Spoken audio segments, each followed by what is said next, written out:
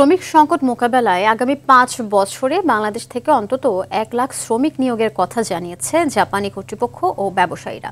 টোকিওতে Bangladesh seminar on human resources শীর্ষক এক সেমিনারে প্রধান উপদেষ্টা অধ্যাপক ডক্টর মোহাম্মদ ইউনূস এ তথ্য জানান। খান আলমিনের রিপোর্টের বিস্তারিত থাকছে। ব্যস্ততম সময় পার করছেন প্রধান উপদেষ্টা ডক্টর মোহাম্মদ ইউনূস। সফরে দুটি সমঝোতা স্মারক স্বাক্ষর হয়েছে। প্রথমটি বাংলাদেশের bureau of man power employment and training BMET ও কাইকম ড্রিম স্ট্রিট কেডিএসের মধ্যে। দ্বিতীয়টি বিএমইটি এবং জাপানে ৬৫টির বেশি কোম্পানির federation, national business support combined cooperatives ও Japan Bangla Bridge Recruiting Agency JBBR এর মধ্যে। এ সময় Bangladesh seminar on human resources শীর্ষক এক অনুষ্ঠানে যোগ দেন প্রধান উপদেষ্টা। তিনি জানান, শ্রমিক সংকট মোকাবেলায় আগামী ৫ বছরে বাংলাদেশ থেকে অন্তত ১ লাখ শ্রমিক নিয়োগ দেবে জাপানি কর্তৃপক্ষ ও ব্যবসায়ীরা।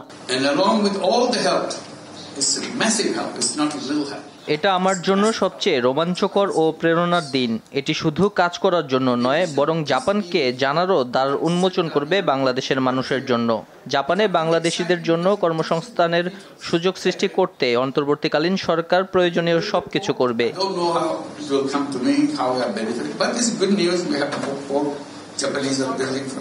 প্রধান উপদেষ্টা বলেন, এই অনুষ্ঠানটি একটি দ্বার উন্মোচনের প্রতীক।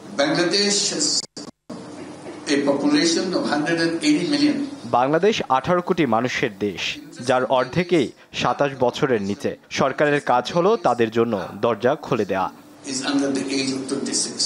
এদিকে প্রধান উপদেষ্টা মহেশখালী মাতারবাড়ি সমন্বিত উন্নয়ন উদ্যোগে সমর্থন জোরদার করতে জাইকাকে আহ্বান জানিয়েছেন। নিক্কে ফোরাম ফিউচার অব এশিয়ার সাইডলাইনে জাইকার সভাপতি ডক্টর তানাকা আকিহিকুর সাথে এক বৈঠকে এই আহ্বান জানান। তিনি বলেন, বঙ্গোপসাগরের সাথে সংযোগ স্থাপনের মাধ্যমে এই অঞ্চলকে নেপাল, ভুটান এবং দক্ষিণ এশিয়ার অন্যান্য অংশের সাথে সংযুক্ত করার জন্য গভীর সমুদ্র বন্দর, মহাসড়ক এবং রেলপথ তৈরি করা হচ্ছে।